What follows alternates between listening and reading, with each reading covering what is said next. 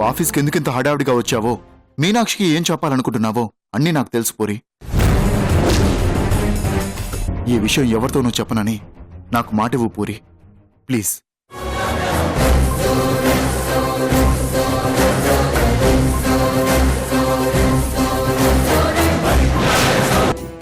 ఓ దుర్గా దగ్గరికి వెళ్ళాలి కదా? అవునండి. నేను కూడా వస్తాను, ఇద్దరం వెళ్దాం.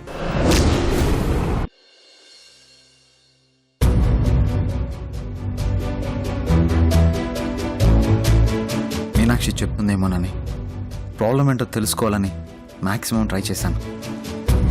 కానీ చెప్పడానికి తను అలా ఇబ్బంది పడుతుందంటే ఏదో బలమైన కారణమే ఉండుంటుంది. కానీ ఆ కారణాన్ని తెలుసుకోవడం ఎలా, అదే అర్థం కావడం లేదు.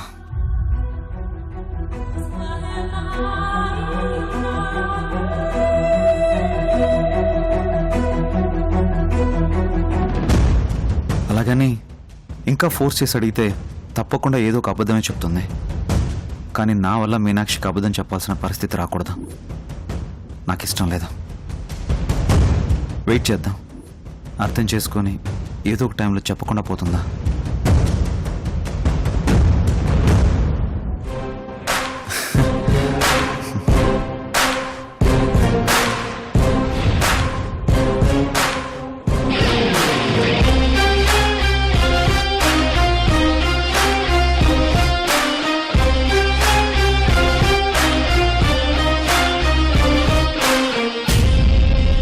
నేను తనతో ఇలా రావడం వల్ల ఇప్పటికే టెన్షన్తో చాలా డిస్టర్బ్ అవుతుంది. ఇంకా బాధ పెట్టడం కరెక్ట్ కాదు.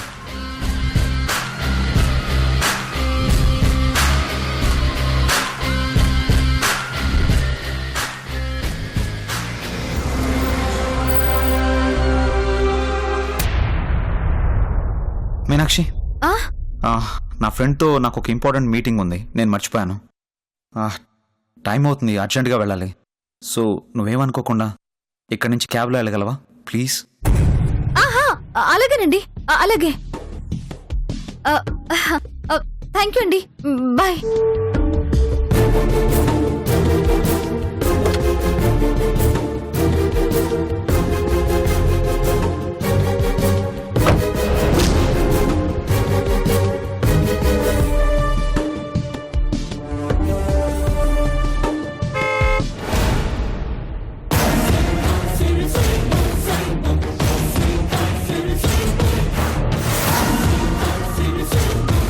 ఏమండి, ఫ్రూట్స్ మర్చిపోయా.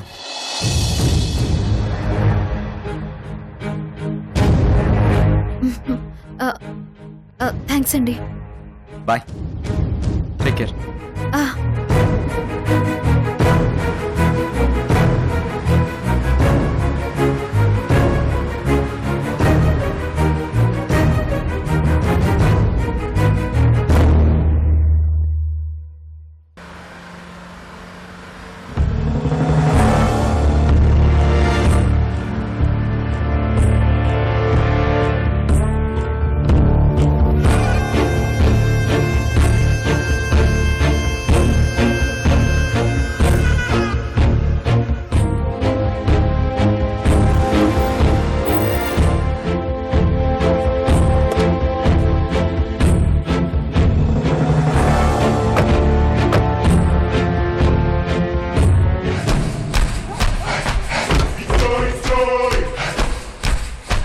పూరి,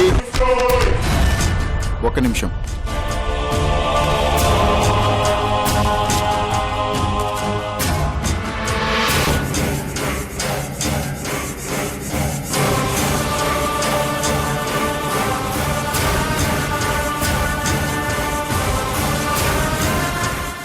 అవును పూరి, నాకిప్పటికీ ఒక విషయం అర్థం కావట్లేదు.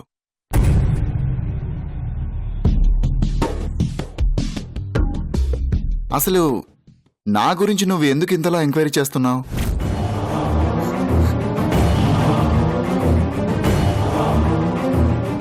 నా గురించి తెలుసుకోవాల్సిన అవసరం, అనాథ శరణాలయానికి వెళ్ళి మరీ ఎంక్వైరీ చేయాల్సిన అవసరం ఏంటి?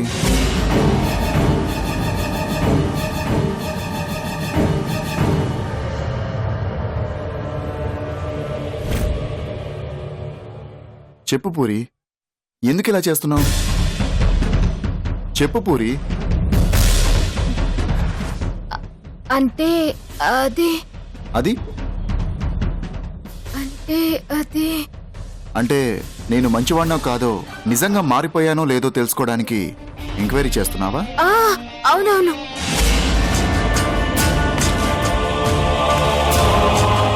బాగుంది పూరి.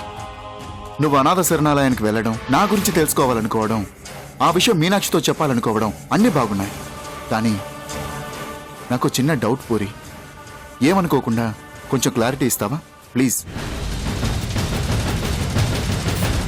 కారులో వస్తున్నంతసేపు ఆలోచిస్తూనే ఉన్నాను పూరి. బుర్ర బద్దలయ్యేలా ఆలోచించినా సరే ఒక పట్టాన అర్థం కావట్లేదు. ఏం లేదు పూరి, ఒక గతం మర్చిపోయిన అమ్మాయి, తన ఊరేదో తన వాళ్ళెవరో గుర్తులేని అమ్మాయి, అందరూ ఒక పిచ్చిదానిలా చూస్తున్న అమ్మాయి ఇంత తెలివిగా ఎంక్వైరీ చేయగలదంటావా?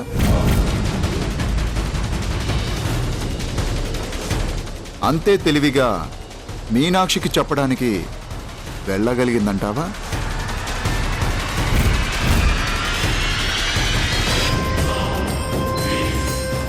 ఈ విషయం వింటే ఎవరైనా సరే షాక్ అయిపోవాల్సిందే కదా. అర్థం కాక దెబ్బకి మతిపోతుంది కదా.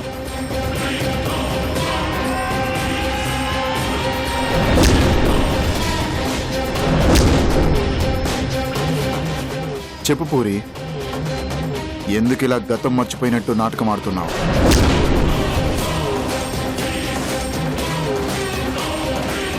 ఒక ఆడపిల్ల ఇల్లు వదిలేసి వచ్చి ఇలా నాటకం ఆడుతుందంటే తనేదో పెద్ద ప్రాబ్లంలో ఉందని అర్థం. చెప్పు పూరి, ఏంటి నీ ప్రాబ్లం?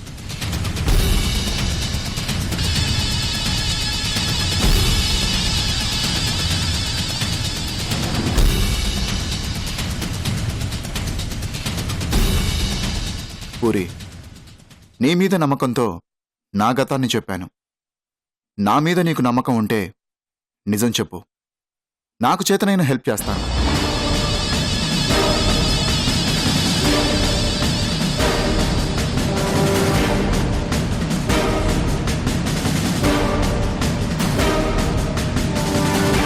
పూరి, నీ నిజం చెప్పమని అడుగుతుంది ఏదో జస్ట్ తెలుసుకుందామని కాదు.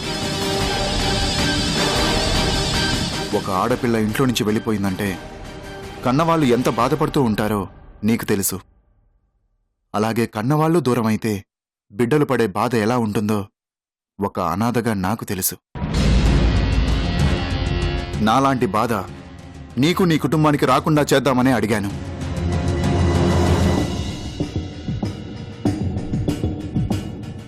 సరే పూరి, నీకు నమ్మకం లేకపోతే వదిలే. అడిగానని మాత్రం బాధపడకు ప్లీజ్. బలరాం గారు,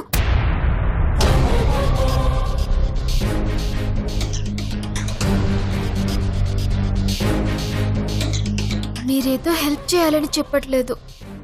నా మీద మీకున్న నమ్మకం కొద్ది చెప్తున్నాను. నా బావ చిన్నప్పుడే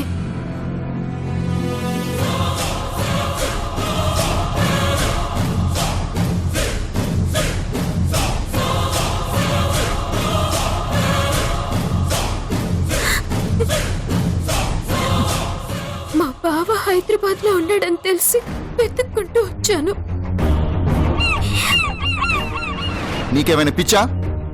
ఈ విషయాన్ని చెప్పడానికి ఎందుకు ఇలా భయపడిపోతున్నావో నాకైతే అర్థం కావట్లేదు.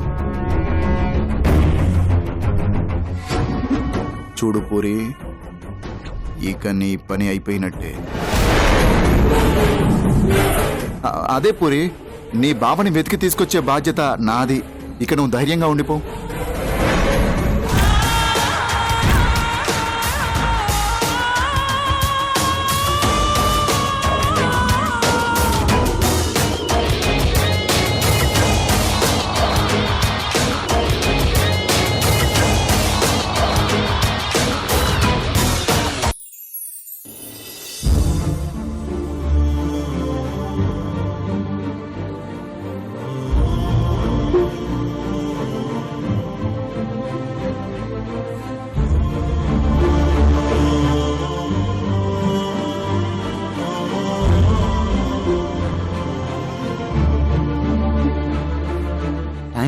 గుర్తుంది.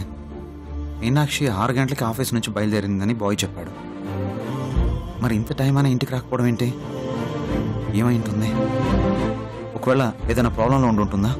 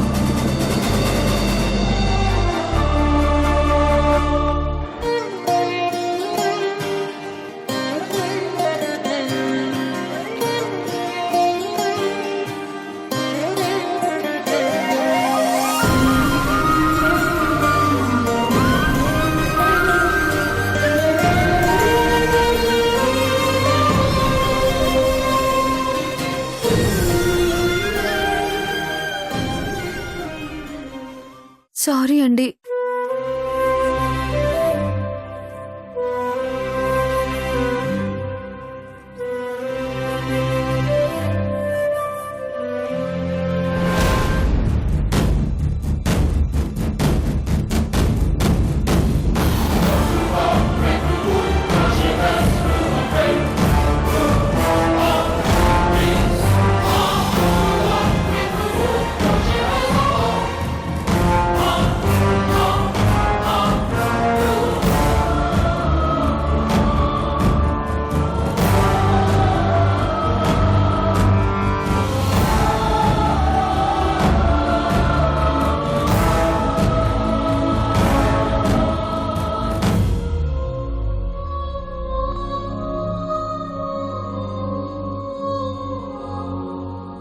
మీనాక్షి సారీ ఎందుకు చెప్పింది?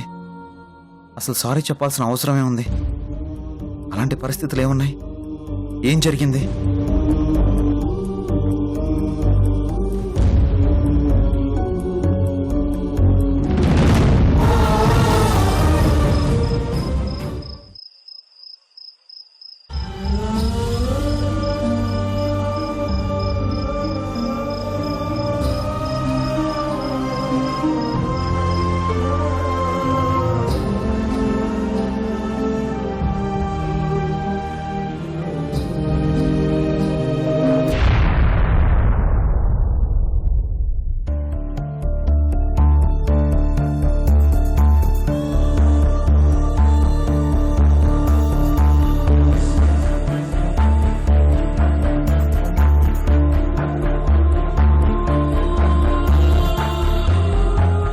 పూర్ణిమ,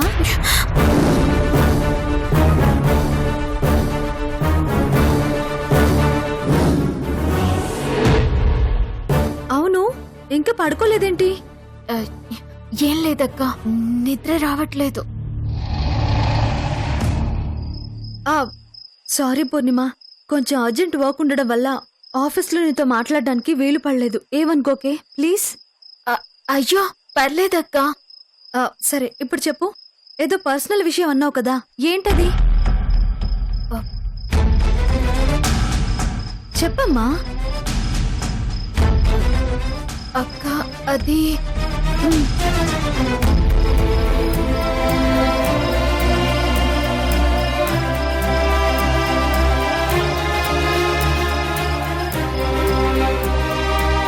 ఏమైంది పూర్ణిమ?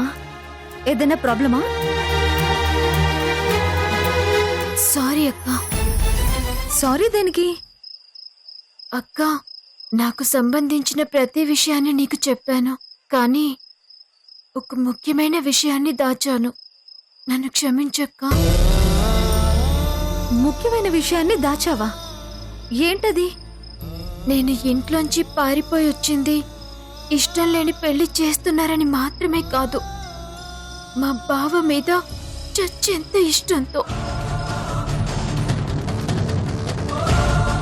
మా బావ చిన్నప్పుడే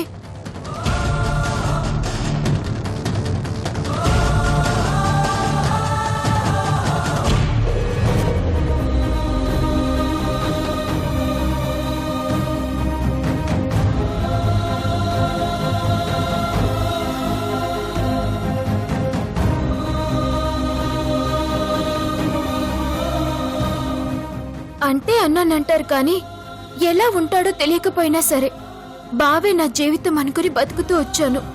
అందుకే బావని వెతుక్కుంటూ ఇక్కడికి వచ్చాను. పూర్ణిమ, నిన్నేమనాలో నీకెలా చెప్పాలో అర్థం కావట్లేదు. నిన్ను చాలా తెలివైందాన్ని అనుకున్నాను, కానీ ఈ బుర్రలేని పనులేంటి? చిన్నప్పుడెప్పుడో వెళ్లిపోయిన బావ కోసం ఇంట్లోంచి వచ్చేయడం, అతన్ని పెళ్లి చేసుకుంటానని మొండిగా ప్రవర్తించడం. ఏంటి పూర్ణిమ ఇవన్నీ బుద్ధి లేకుండా?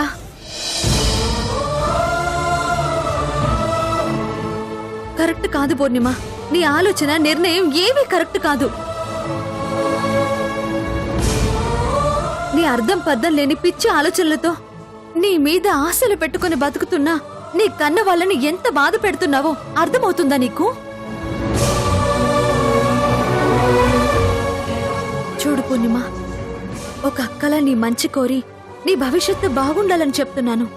నీ మనసులోంచి ఇలాంటి పిచ్చి పిచ్చి ఆలోచనలన్నీ తీసేసి ఎంచక్కా మీ వాళ్ళు చూసిన సంబంధాన్ని చేసుకో. నీతో పాటు వాళ్ళు కూడా చాలా ఆనందంగా ఉంటారు. నీ జీవితం చాలా చాలా బాగుంటుంది. దయచేసి అర్థం చేసుకో. లేదక్కా, నా జీవితంలోకి నా బావ తప్ప నేను ఇవన్నీ ఊహించుకోలేను. నేను నా బావని మాత్రమే చేసుకుంటాను, అంతే.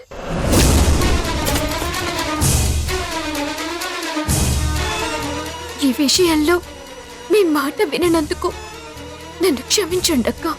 నీకేమైనా పిచ్చా? చెప్తే అర్థం కాదా? ఏంటి, నీ బావని మాత్రమే చేసుకుంటావా?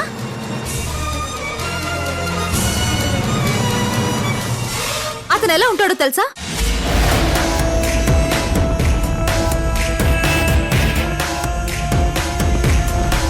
పోనీ ఎక్కడుంటాడో తెలుసా?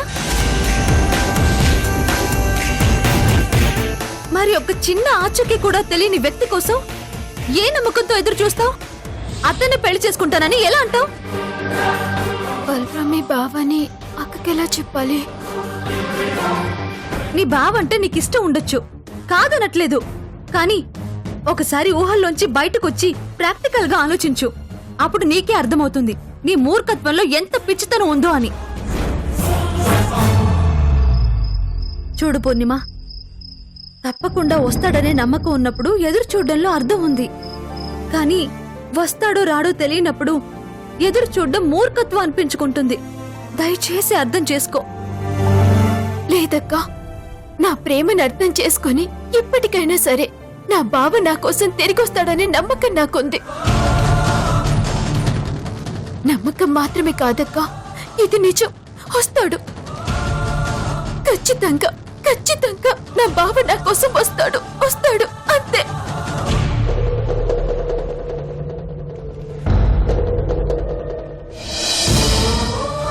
సరే పూర్ణిమ, కాసేపు నీ నమ్మకం నిజం అవుతుందని అనుకుందాం. కానీ ఆ వచ్చేవాడు మంచివాడు కాకపోతే అప్పుడేంటి పరిస్థితి చెప్పు?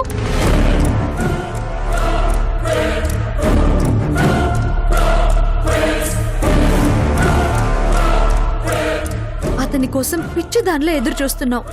మరి అతను మంచివాడు కాదని తెలిస్తే తట్టుకోగలవా?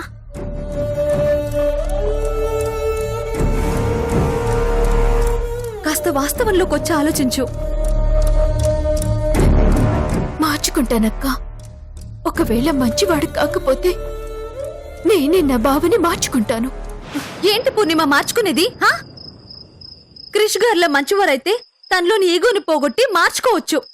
అదే బలరాం లాంటి నీచుడైతే